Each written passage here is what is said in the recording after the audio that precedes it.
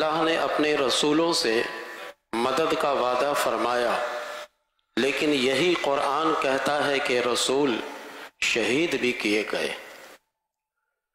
رسول ان کو اللہ تعالیٰ کے راستے میں شہادت بھی نصیب ہوئی ہے۔ اب کوئی آدمی کہے کہ جب اللہ تعالیٰ اپنے رسولوں کی مدد فرماتا ہے تو وہ شہید کیوں کیے گئے؟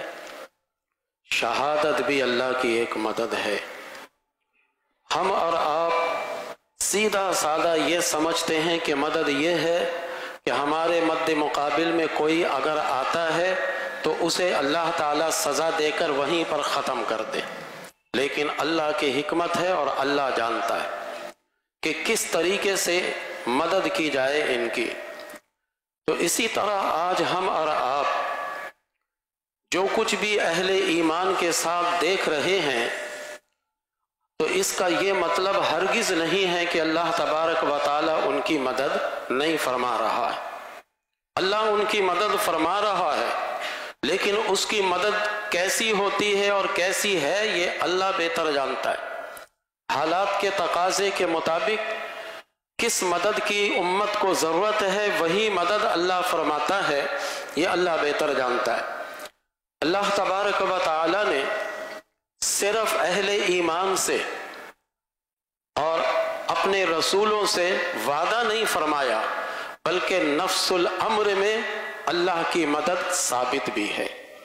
میں ایک دو مثال آپ کو دوں گا، آپ سمجھ جائیے گا کہ اللہ تعالیٰ نے کس طرح رسولوں کی مدد کی ہے اور اللہ نے کس طرح رسول کے امت کی مدد کی ہے۔ دیکھیے، ایک مقام تھا کہ جب مسلمان ہجرت کر کے مدینہ منورہ تشریف لے گئے، مشرکین مکہ پھر بھی سکون سے نہیں بیٹھے، مسلمانوں کے خلاف لگے رہے۔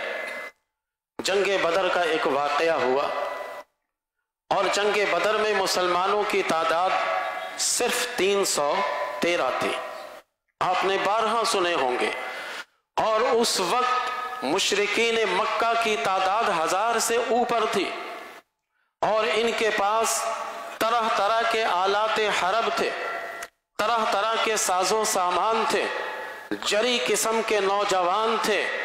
دوسرے لفظوں میں یہ کہیے کہ اس زمانے کا یہ سپر پاور سامنے کھڑا تھا، اور اس طرف 313 نبی کریم علیہ السلام کے جانثار صرف اللہ کی مدد کے امید پر آ کر کھڑے تھے۔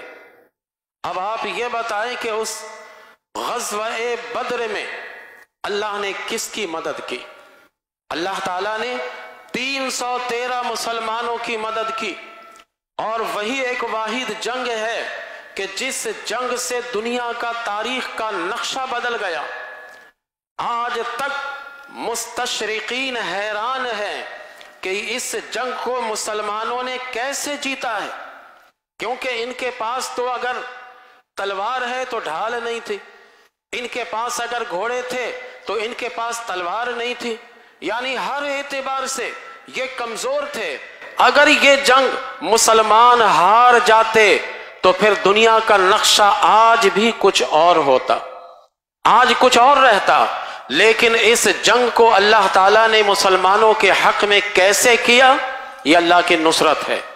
اس لیے اللہ تعالیٰ فرماتا ہے وَلَقَدْ نَصَرَكُمُ اللَّهُ بِبَدْرٍ وَأَنْتُمْ أَذِلَّةٌ فَاتَّقُوا اللَّهَ لَعَلَّكُمْ تَشْكُرُونَ، اور تم جس وقت تعداد میں کم تھے اور بدر میں نکلے تھے، بے سر و سامانی کے حالت میں نکلے تھے، تعداد میں بھی تم کم تھے، اللہ نے وہاں پر تمہاری مدد کی۔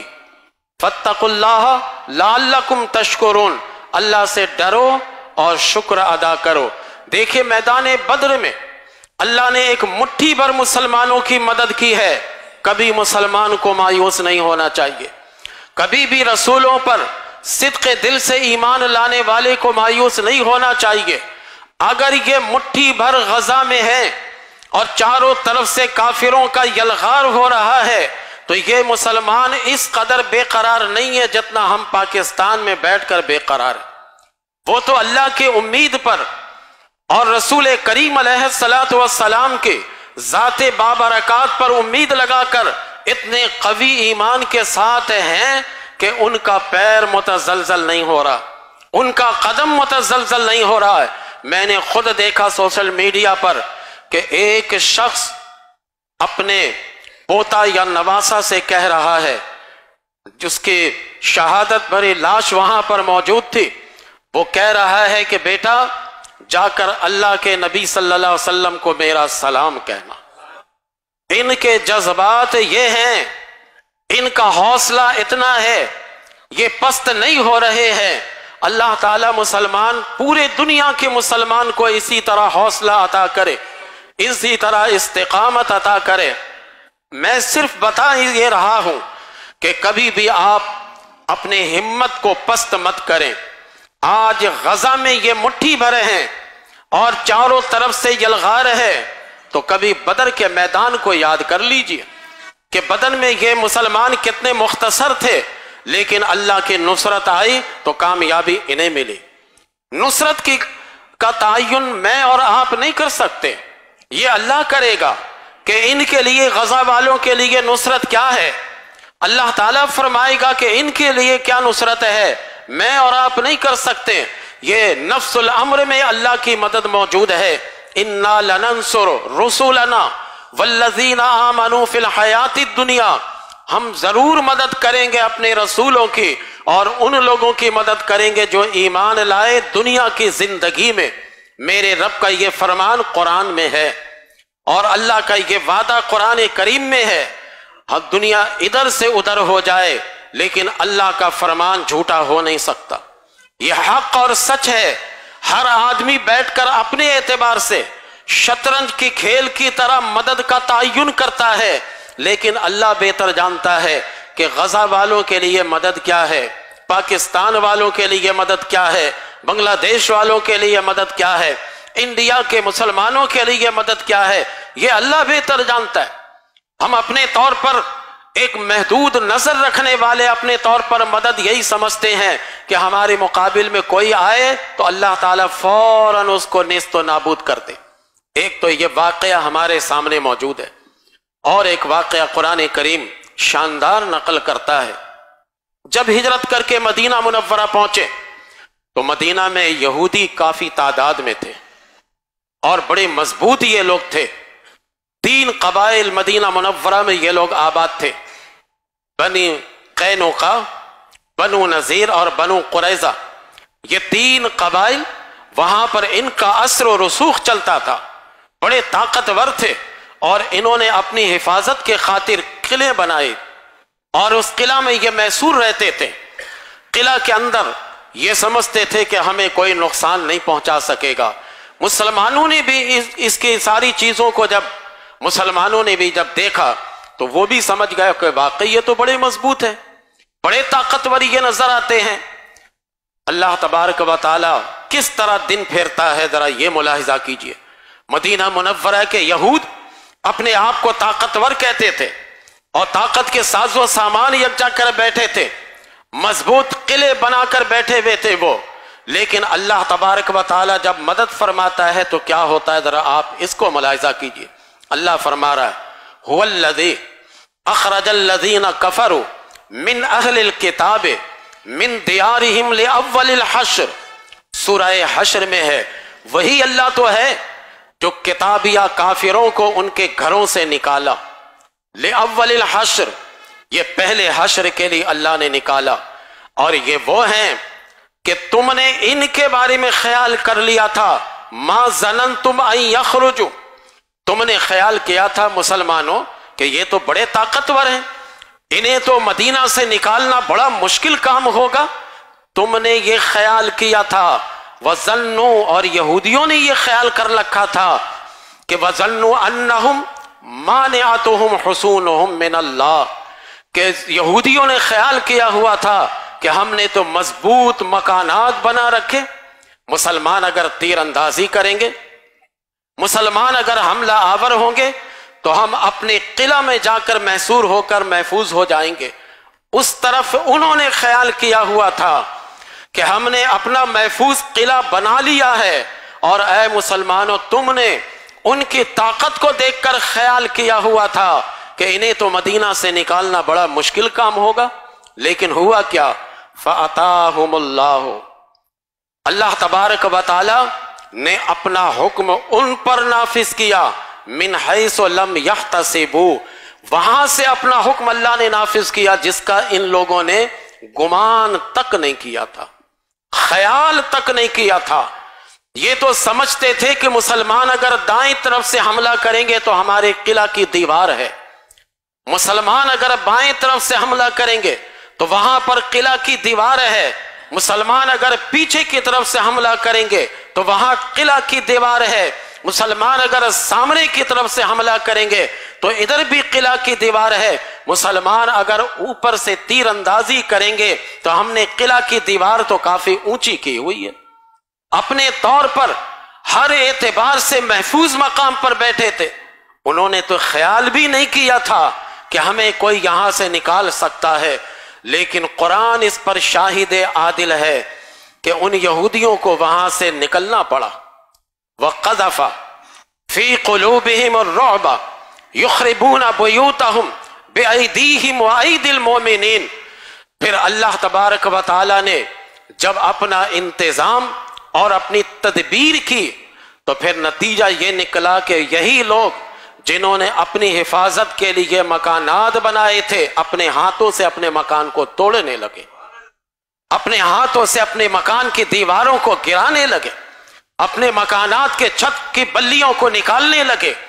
یہی لوگ جب اللہ کی مدد مسلمانوں پر آئی، اللہ فرما رہا اختتام پر فَاعْتَبِرُوا یا اُولِي الْأَبْصَارِ، اے عقل مندو غور کرو، تم اس پر فکر کرو، تم کبھی ہمت مت ہارنا کہ آج یہودی اس قدر طاقتور ہے اور یہ غزہ کے مسلمانوں کو کچل رہا ہے، وہاں کے بچوں کا حوصلہ دیکھیے تو اللہ کی مدد آپ کو یاد آئے گی، وہاں کے بوڑھوں کی حوصلہ آپ دیکھیے تو آپ کو وہاں کے اللہ کی مدد آپ کو یاد آئے گی۔ تو آپ یاد رکھیے بظاہر ہمارے اور آپ کے سامنے کوئی ایسی چیز نظر نہیں آتی کہ ان بدبختوں کو زیر کیا جائے، لیکن اللہ تبارک و تعالی کا حکم فَأَتَاهُمُ اللَّهُ مِنْ حَيْثُ لَمْ يَحْتَسِبُوا، جس طرح مدینہ منورہ میں اللہ کی مدد ایسے آئی کہ اس مدد کے بارے میں کسی نے سوچا تک نہیں تھا، ویسے ہی اللہ کی مدد جب غزہ میں آئے گی تو کسی نے سوچا تک بھی نہیں ہوگا اور اللہ کی مدد وہاں آ جائے گی۔ اس لیے اللہ تعالیٰ اختتام پر فرما رہا ہے فَاعْتَبِرُوا یا اولی الابصار، اے عقل مندو غور کرو، فکر کرو کہ اللہ تمہاری مدد کیسے فرماتا ہے۔ قدم قدم پر اللہ تبارک و تعالیٰ نے مسلمانوں کی مدد کی، کبھی بھی ہمیں ناشکری نہیں کرنی چاہیے۔ آج ہماری مسجدیں آباد ہیں اللہ کی مدد کی وجہ سے، ورنہ تو ہلاکو خان مسجدوں کو ختم کر چکا تھا۔ آج ہمارے مدارس اگر آباد ہیں تو یہ اللہ کی مدد سے ہے، ورنہ چنگیز خان تو یہ سب کچھ کر چکا تھا۔ آج بھی اگر پوری دنیا میں کہیں بیٹھ کر کوئی قال قال رسول اللہ صلی اللہ علیہ وسلم کی صدا بلند کرتا ہے تو یہ میرے رب کی مدد ہی تو ہے، ورنہ دنیا والے تو اس کو اپنے طور پر ختم کر چکے، ذرائع مسدود کر چکے، یہ ذرائع کو بند کر چکے یہ، لیکن یہ اللہ کی مدد ہی تو ہے کہ آج تک یہ سلسلہ چل رہا۔ تو نفس الامر میں یہ موجود ہے کہ اللہ کی مدد رہی ہے۔ اور آگے چلیے، حضرت ابو بکر صدیق رضی اللہ تعالی عنہ کا جب دور خلافت آیا، اس وقت ایک جنگ واقع ہوئی جسے جنگ یمامہ کہتے۔ جنگ یمامہ خطرناک جنگ لڑی گئی، وہاں پر 40,000 مرتدین اور کافرین تھے، 40,000 تھے۔ اب مسلمان تو ابھی بھی اتنی تعداد میں نہیں تھے، ابھی تو اللہ کے رسول علیہ السلام نے پردہ فرمایا، اور ابھی خلافت حضرت ابو بکر صدیق رضی اللہ تعالی عنہ کا ابتدائی دور ہے۔ 12,000 مسلمان نکلے وہاں پر، کسی مسلمان کے پیشانی پر شکن نہیں ہے۔ اے امیر المومنین، 40,000 کے مد مقابل میں آپ 12,000 ہمیں بھیج رہے ہیں، یہ تو ہمیں ختم کر کے رکھ دیں گے؟ نہیں، مسلمان اللہ کی مدد کی امید پر نکل گئے۔ ایک طرف 40,000 ہے، یہ تو 40,000 جنگجو تھے، لیکن اس کے حمایتی چاروں طرف کی آبادی تھی، چاروں طرف کی آبادی اس کے حمایتی تھی، لیکن یہ 12,000 مسلمانوں نے نقشہ ہی جنگ کا بدل دیا، جنگ یمامہ کا نقشہ ہی بدل گیا، اور بھاگنے کے لیے ان مرتدین اور کافرین کے لیے راستہ تک نہیں ملا۔ اللہ نے ایسی مدد کی، اگرچہ اس میں بھی مسلمان شہید ہوئے۔ ہر جنگ میں یہ اللہ کا اصول ہے کہ ایسا نہیں ہے کہ جنگ میں شہادت نہ ہو اور آپ کو کامیابی مل جائے۔ بدر میں اللہ نے ملائکہ کو بھیجا، لیکن بدر میں بھی مسلمان شہید ہوئے۔ احد میں اللہ نے مسلمانوں کی مدد کی، لیکن مسلمان بھی شہید ہوئے۔ یہ اللہ کا اصول ہے، ایک ضابطہ ہے۔ تو جنگ یمامہ میں 12,000 مسلمان تھے اور ادھر 40,000 مرتدین تھے، لیکن اللہ تبارک و تعالی نے غالب فرمایا مسلمانوں کو، کیونکہ جنگ یمامہ بھی وہ جنگ تھی کہ اگر وہ مسلمان اس جنگ کو ہار جاتے پھر دوبارہ مذہب اسلام مٹ جاتا، دوبارہ کفر اپنا سر اٹھا لیتا، اور دوبارہ نبی کریم علیہ السلام کے دین کو یہ لوگ پامال کر دیتے۔ لیکن اللہ نے 12,000 مسلمانوں کو شاندار کامیابی عطا کی۔ تو کبھی اس طرف مت جائیے کہ ہمارے بچوں کو شہید کیا جا رہا ہے، دکھ ضرور ہے، اس سے کوئی راہ فرار نہیں ہے، لیکن اللہ کی مدد ہے۔ اللہ کی مدد سے کبھی مایوس مت ہوئیے گا۔ ہماری تعداد کم ہے، ٹھیک ہے، یہ تو ہماری تاریخ ہے، ہماری تعداد کم رہنا کافروں کے مقابلے میں یہ ہماری تاریخ ہے، لیکن کامیابی بھی ہماری تاریخ ہے۔ غزہ میں انشاءاللہ آخر کار کامیابی غزہ کے مسلمانوں کو ملے گی، وہاں کی کامیابی انہیں ہی ملے گی، کیونکہ اللہ تبارک و تعالی کا حکم یہ وقفہ وقفہ سے آتا رہتا ہے، نافذ ہوتا رہتا ہے۔ تو یہ 12,000 غالب ہوئے، اور آگے چلیے۔ حضرت عمر رضی اللہ تعالی عنہ کا دور خلافت ہے۔ آپ کو پتا ہوگا جنگ نہاوند بہت مشہور جنگ ہے۔ حضرت عمر رضی اللہ تعالی عنہ نے اس جنگ میں اپنے لشکروں کو بھیجا تھا جس کی تعداد صرف 30,000 تھی۔ 30,000 مجاہدین مقام نہاوند میں گئے، اور اس طرف جو ان کے طرف سے کافروں کی تعداد تھی وہ 1.5 لاکھ تعداد تھی۔ 30,000 اور دوسرے طرف 1.5 لاکھ ان کی تعداد تھی، لیکن اف تک نہیں، چاروں طرف سے یہ مرتدین اور کافرین مسلمانوں کو گھیرے میں ڈالنا چاہتے تھے، لیکن آج بھی تاریخ کے اوراق الٹ کر دیکھیے، بالآخر اللہ تعالیٰ نے کامیابی مجاہدین اسلام کو دی، انہی کو اللہ تعالیٰ نے کامیابی دی۔ 30,000 یہ غالب ہو گئے 1.5 لاکھ پر، اور حضرت عمر رضی اللہ تعالی عنہ منبر پر بیٹھ کر خطبہ دیتے دیتے آپ نے ان کی رہنمائی فرمائی جو آپ علماء سے سنتے رہتے۔ یہ کبھی بھی نہ جائیں کہ ہم تعداد میں کم ہیں، یہ ہمیں پس کر رکھ دے گا۔ ایمان پکا کریں، پکا۔ جنگوں میں شہادتیں ہوتی ہیں، کامیابی بالآخر مسلمانوں کو ہوتی ہے، کامیابی اصل میں مسلمان کو ہے۔ تو یہ تو مقام نہاوند میں ہے۔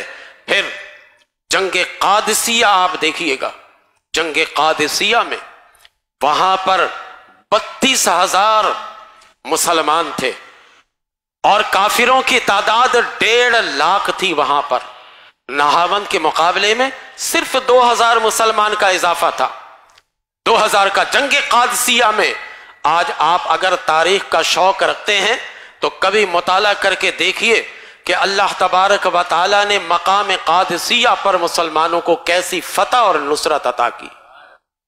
یہ 32,000 مسلمان کیسے کامیاب ہو گئے اور ان کے سارے مشن کو بیکار کر کے رکھ دیا۔ یہ ہے وہ مسلمانوں کی کامیابی۔ اللہ تعالیٰ ان سے وعدہ فرماتا ہے کہ تم بے فکر رہو، اگر تم نے استقامت اختیار کیا تو ہماری نصرت اور ہماری مدد تمہارے ساتھ ہوگی۔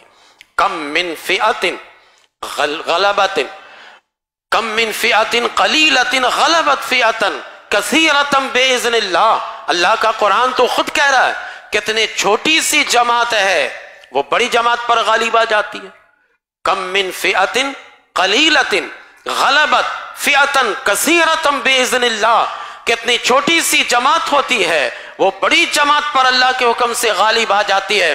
آج قرآن و حدیث کا جب آپ مطالعہ کیجئے گا تو اس مقام پر پہنچیے گا کہ غزہ میں چھوٹی سی جماعت ہے.